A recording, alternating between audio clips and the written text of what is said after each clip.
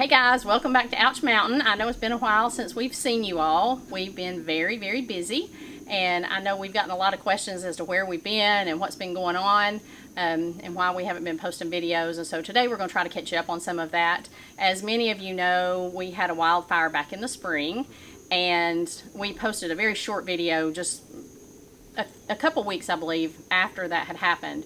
Right. But today we want to catch up a little bit more as to what's been going on, and hopefully we're going to start getting back in the swing of things and getting our videos posted. We're still continuing to do the work that we've always done. We just haven't really had time to get any of that together to share with y'all. So hopefully we'll get back in the swing of that starting today.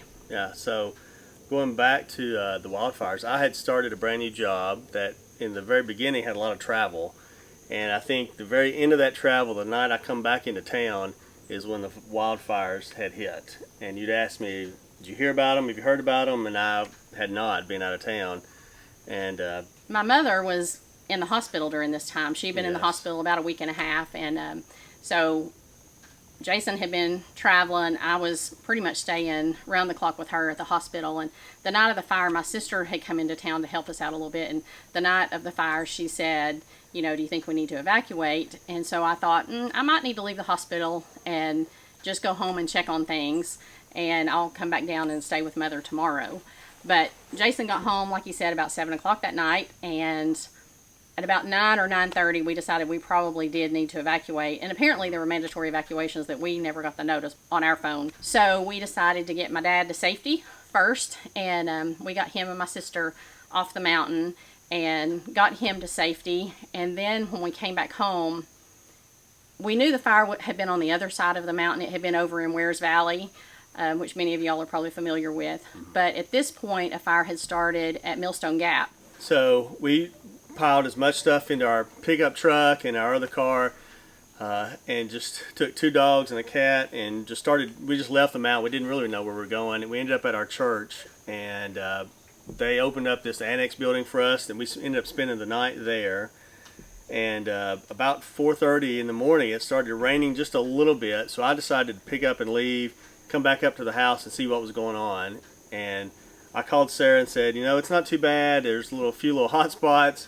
And she said, do I need to come up there? I said, yeah, come on up and you can probably help me. Now, we didn't have any power. The power was cut off, and no water. So we just had a few water, you know, like milk jugs of water. And I'm pouring them on some hot spots here and there, and then you get here and you're like shocked. I kind of freaked out because the winds were whipping and the fire was blowing across the road.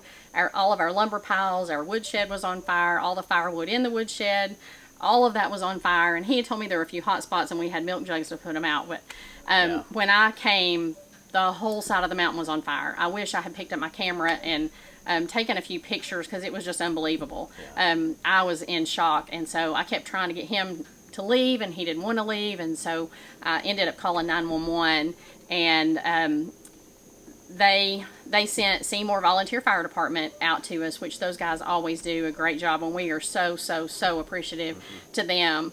But the Volunteer Fire Department got here, and they kind of helped us put out the hot spots with real water. Right. And at that point, everything at my parents' home was holding its own. There was no fire there at their house. Right. There's fire trucks from all over East Tennessee, upper East Tennessee, in this area too, that were here at our house. And then you know, later that afternoon is when it really kind of picked up and took off up towards your mom and dad's house up their mountain. Yes, we had gone back to check their property. We kind of watched it all day, and there had been no smoke around their house, and we went late in the afternoon and we saw the flames really.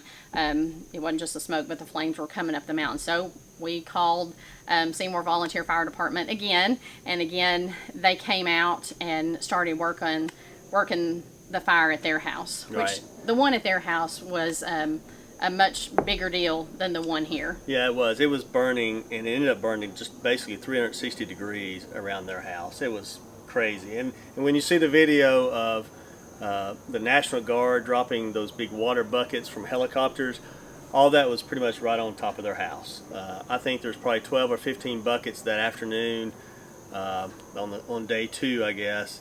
And that's that and what the fire department did, which really saved their house.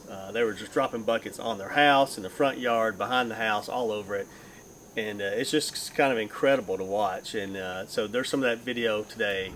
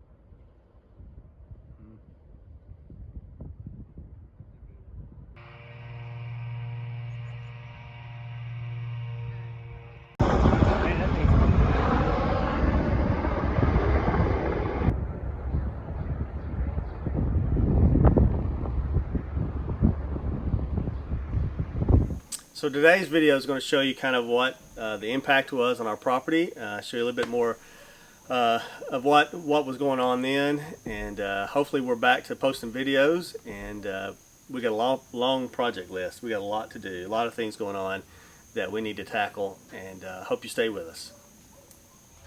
So right here beside our driveway, we had a big stack of lumber, rough lumber that we had cut, probably 75 2x4s, 30 2x6s, a few 2x8s. And as you can see, it's really just burned and gone now. And as much as lumber costs now, as high as it's gotten, I'm really going to miss that.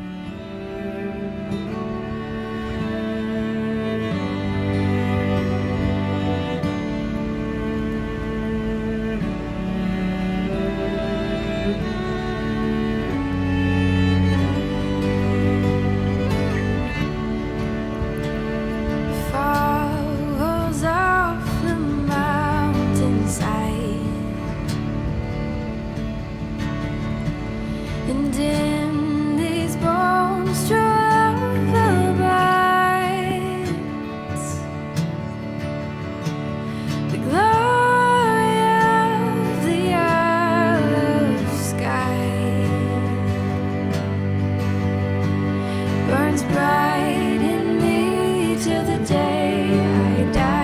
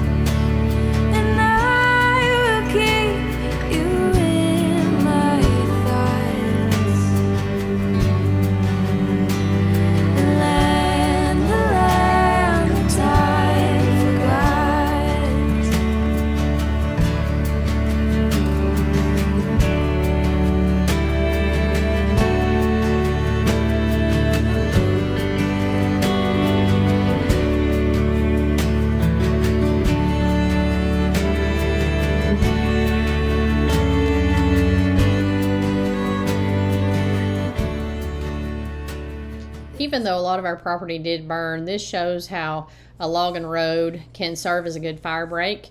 Here on the left, you can see most of the woods are burned, charred pretty good, and then you see the little logging road. The dozer actually came through here too, but we have these roads all over our property just to access to get firewood and that kind of thing. But you can see here on the right how, you know, it's still pretty green, so the fire did not jump there. It jumped many other places because the winds were whipping 40 to 60 mile an hour, but in this case it did help prevent the spread of the fire. So here we are behind our barn and tractor shed, and as you can see, it burned right up to the road, and we're lucky that it didn't spread out to the barn and burn our barn down, but it did burn, as far as you can see, on our property all the way back to the mountain. Behind our barn, Sarah and I have been working on a brand new woodshed, and you'll see some of that in some upcoming videos. The fire burned probably 50, 75 feet away from this new woodshed, and even burned some temporary bracing that we had on some wooden posts. So it's just a miracle that it's still standing.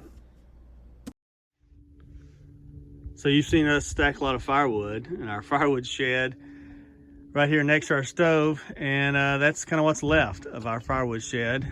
Right here next to our house, you can see a lot of burn, a lot of damage.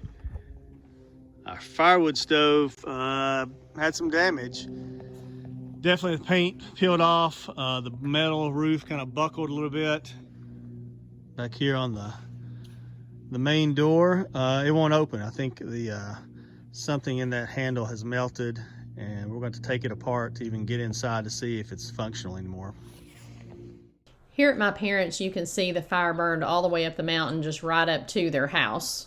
Over here by the garage door, it burned right up to the door. It burned the bicycle, it burned that large timber, and then you can even see the charcoal on the door. In front of that garage door, we had a couple of 5-gallon buckets that were stacked there, and it melted those completely. We found the handles in the dirt later, but it's a miracle that it didn't completely burn the garage door.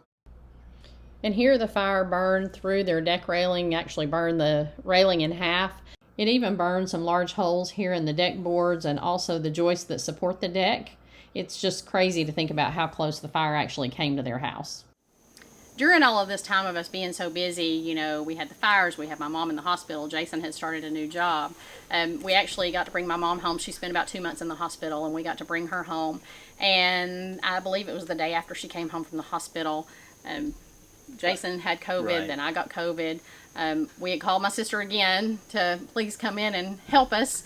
And so she was here helping my parents out a little bit, and she ended up with COVID. My dad ended up with COVID. Thankfully, Mother did not. Right. So things were a little bit wild and crazy. And then in the middle of all that too, our oldest son decided that he was going to move home from Georgia. He had been working a job there, and he decided to move home. And when I say home, I mean home. We're happy about that. Yes. It's just, we weren't really quite ready for that. We're but very it's good. We're very glad that he's home. But he moved back into his bedroom, which is where Jason's Home work from office. home Yeah. office is. So Right. That's been interesting. yes, It's been good. definitely. And in the midst of all that too, we acquired a new cat. His name is Sasquatch, and I'm sure you all will get to see him at some point. Right. He is off living in the woods right now, but hopefully y'all get to see him on camera at some point.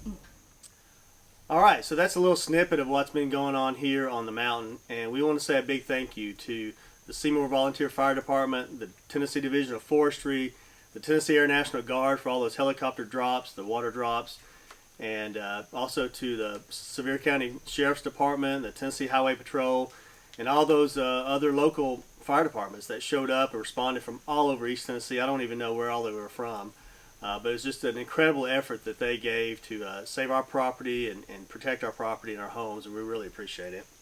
And I don't think those volunteers ever get enough credit for all that they do. We are also so appreciative to our church and our church family for taking care of us and loving on us during that time, because like we say, we stayed there at the church. They didn't anticipate it. We didn't either for 5 weeks, and we're so appreciative to them. And most of all, we're thankful to God that He had His hand of protection on us during this whole thing. Absolutely. Absolutely. So if you enjoy this video, hit the like button, click the subscribe button, share it with a friend, and send us some comments. We love getting those comments and responding to those. And we appreciate you watching, and we'll see you next time on Ouch Mountain.